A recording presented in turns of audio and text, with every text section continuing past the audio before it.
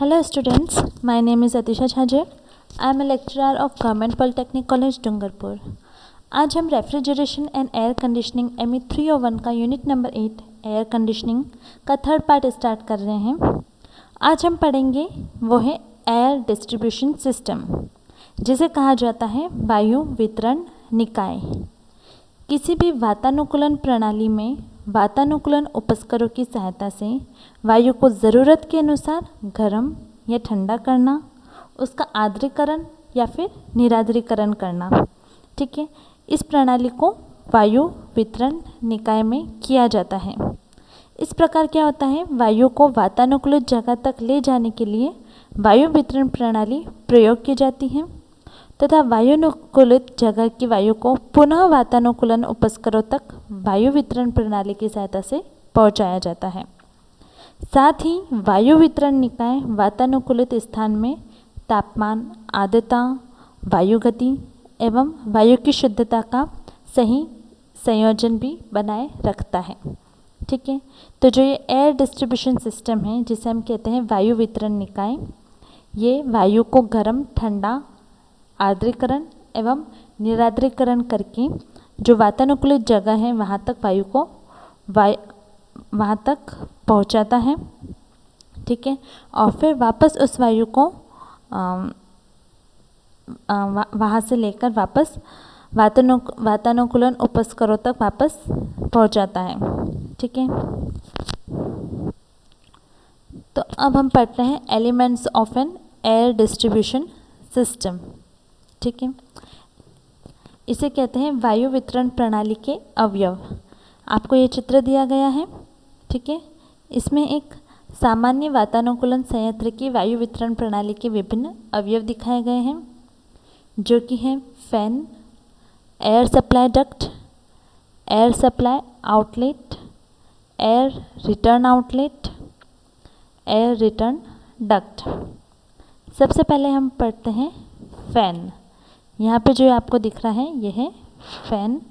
ठीक है, तो वायु वितरण प्रणाली से गुजरने पर घर्षण के कारण दाब हानि होती है। इसलिए पंखे का काम क्या होता है, ये वायु को इतनी ऊर्जा प्रदान कर देता है कि वो वायु वितरण प्रणाली से गुजरने के दौरान घर्षण हानि के विरुद्ध अपना प्रवाह बनाए रख सकती है। ठीक है, इन प्रणालियों में प्रायः अपकेंद्रीय प्रकार के पंखे प्रयोग किए जाते हैं। ठीक है, तो घर्षण के बावजूद ये हवा को, ये एयर कंडीशनिंग apparatus है। ठीक है, यहाँ से वायु को घर्षण होने के उपरांत भी यहाँ से सप्लाई कर देती हैं। ठीक है, उसके बाद ये हवा पहुँचती है एयर सप्लाई डक्ट में। ठीक है, इसे कहते हैं वायु प्रदाय वाहिनी। ठीक है, इस वाहिनी के द्वारा क्या होता है, वायु को वातानुकूलित स्थान में विभिन्न जगहों तक भेजा जाता है। ठीक है, एयर सप्लाई डक्ट से पास होती हुई ये यहाँ से एयर सप्लाई आउटलेट में पहुँचती है। एयर सप्लाई आउटलेट को कहते हैं वायु प्रदाय निर्गम। ये वायु प्रदाय वाहिनी की विभिन्न शाखाओं के अंत में लगे होते हैं। ठीक है, इस सप्लाई डक्ट के एंड में लगा होता है एयर सप्लाई आउटलेट। ठीक है, ये वातानुकूलित जगह पर अलग अलग जगहों पर खुलते हैं। ठीक है, इनके अलग अलग आउटलेट्स होते हैं। इनमें से होकर अनुकूलित वायु वातानुकूलित स्थान में प्रवेश करती हैं। इन निर्गमों के वायु की दिशा को नियंत्रित करने के लिए युक्तियाँ लगी होती हैं। ठीक है, ये यहाँ पे आउटलेट होता है। ठीक है, ये वो वातानुकूलित जगह है जहाँ पे हमें वातानुकूलन का प्रभाव चाहिए। ठीक है, तो यहाँ पे ये आउटलेट में मिल जाती है। फिर इसके अलग अलग आउटलेट्स होते हैं। ठीक है, आप अलग अलग आउटलेट्स को कंट्रोल कर सकते हैं, अलग अलग टेम्परेचर्स का सेट कर सकते हैं। ठीक है, इसके बाद ये यहाँ पे प्रवेश करती हैं एयर रिटर्न इनलेट। जो वायु है वो वापस रिटर्न होके एयर कंडीशनिंग ऑपरेटर से वापस आती है। ठीक है, तो ये जो होता है ये होता है एयर रिटर्न इनलेट। इसे कहते हैं वायु वापसी निर्गम। ठीक है, इनमें से होकर वातानुकूलित स्थान की वायु वापस एयर रिटर्न आउटलेट में आ जाती हैं। ठीक है, तो ये एयर रिटर्न आउटलेट में आ जाती हैं। एयर रिटर्न आउटलेट से होने के बाद ये एयर रिटर्न डक्ट के अंदर प्रवेश करती हैं। ये जो है ये है एयर रिटर्न डक्ट। ठीक है, तो इनमें से होकर जो वायु वातानुकूलन उपस्करों तक जाती हैं, ठीक है, वो अच्छे वायु वितरण निकाय की प्राथमिक आवश्यकता क्या होती है कि वायु का जो ड्राई बल्ब टेम्परेचर है, उसकी ह्यूमिडिटी है, वायु प्रवाह दर है, ठीक है, इन सब के लिए संयोजित मान एक निर्धारित होता है। ठीक है, वो निर्धारित मान आराम वातानुकूलन के लिए आवश्यक होता है। ठीक है, ये अवस्था कब आती है? जब फर्श से 1.8 मीटर ऊंचाई तक समान रूप से कायम रहनी चाहिए। ठीक है, और कमरे के विभिन्न हिस्सों के तापमान में भी 1 डिग्री सेंटीग्रेड से ज़्यादा अंतर नहीं होना चाहिए, और वायु की गति भी 7.5 से 9 मीटर पर मिनट के बीच होनी चाहिए। अगर ये सारी अवस्थाएं प्राप्त हो जाती हैं तो आराम वातानुकूलन, ठीक है, यानी कि ह्यूमन कंफर्ट की यहाँ पे इस्टेब्लिशमेंट हो जाता है। ठीक है, उसके बाद क्या होता है, ये वापस यहाँ से रिटर्न डक्ट से होके यहाँ पर आ जाती हैं। फिर ये हमने लास्ट लेक्चर में पढ़ा था, डैम्पर से गुजरती है, यहाँ से फ्रेश एयर आती है, ये रिसर्कुलेट एयर और फ्रेश एयर मिलती है, फिल्टर में छनती हैं, फिर यहाँ से डैम्पर से पास होती हुई वापस इस एयर कंडीशनिंग एपरेटस में होती हुई वापस इस तरह से ये सप्लाई होती रहती है। ठीक है, तो ये हो गए elements of air distribution system. ठीक है, नेक्स्ट पढ़ेंगे हम मेथड्स ऑफ एयर डिस्ट्रीब्यूशन। ठीक है, जिसे कहते हैं वायु वितरण की विधियाँ। किसी भी वातानुकूलित स्थान में वायु बहाव की दिशा उपयोग के अनुसार तय की जाती हैं। इस प्रकार कक्ष में वायु वितरण की 3 विधियाँ उपयोग की जाती हैं। एक है इजेक्टर प्रणाली, जिसे कहते हैं इजेक्टर सिस्टम। सेकंड है अधोगामी प्रणाली, जिसे कहते हैं डाउनवर्ड सिस्टम। और थर्ड है ऊर्ध्वगामी प्रणाली, जिसे कहते हैं अपवर्ड सिस्टम। सबसे पहले हम समझते हैं इजेक्टर सिस्टम क्या है। ठीक है, यहाँ पे आपको एक सरल चित्र प्रणाली दिखाई गई है। ठीक है, यहाँ पे ये इनलेट ग्रिल है। ठीक है, यहाँ से वायु सर्कुलेट होकर आ रही है इसमें आउटलेट ग्रिल में। ठीक है, इसमें क्या हो रहा है, इस निकाय के प्रवेश द्वार में ये जो है ये है वायु प्रवेश द्वार। ठीक है, इसमें यहाँ पे ग्रिल लगी होती है। ठीक है, ये बहुत सस्ती प्रणाली है, इसकी बनावट भी आसान होती है। ठीक है, इसमें क्या होता है, ये जो वायु है ये ग्रिल से बाहर आकर वायु कक्ष में परिसंचरण के पश्चात निर्गम ग्रिल से बाहर आ जाती हैं। ठीक है, ये प्रदायक ग्रिल तथा निकास ग्रिल दोनों एक ही दीवार पर लगे होते हैं। ठीक है, यह इनलेट ग्रिल और यह आउटलेट ग्रिल, ये दोनों एक ही दीवार पर लगे हुए होते हैं। वायु यहाँ से एंटर करती हैं, यहाँ से पूरे सर्कुलेट होकर वापस आउटलेट ग्रिल से बाहर निकल जाती हैं। ठीक है,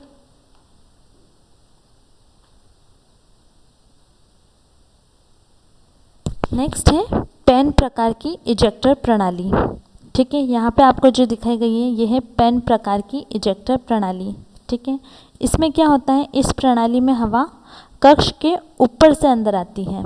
ठीक है, जो आप देखते हैं मॉल्स वगैरह में जो हम देखते हैं वहाँ पे कक्ष के ऊपर से हवा आती है। ठीक है, यहाँ से हवा आती है, फिर क्या होता है, एक पेन की सहायता से यहाँ पे एक ये पेन लगाया जाता है, तो उसकी सहायता से क्या होता है, ये सभी दिशाओं में वितरित हो जाती है हवा। ठीक है, तो सभी दिशाओं में विपरीत हो जाती है पेन की सहायता से।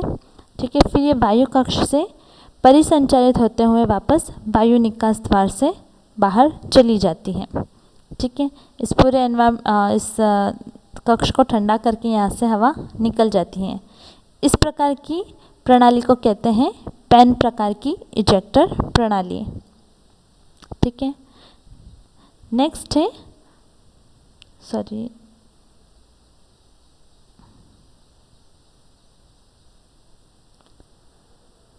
यह है पेन प्रकार की इजेक्टर प्रणाली। ठीक है,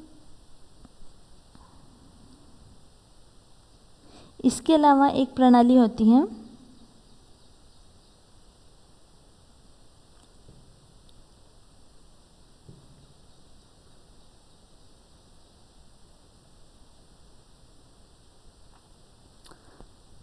मैंने गलत नोटेशन डाल दिया है। ये जो प्रणाली है ये भी इजेक्टर प्रणाली के अंदर ही आती है। ठीक है, ये जो प्रणाली है ये अधिकतर व्यायामशालाओं, मनोरंजन स्थलों आदि में इसे यूज़ किया जाता है।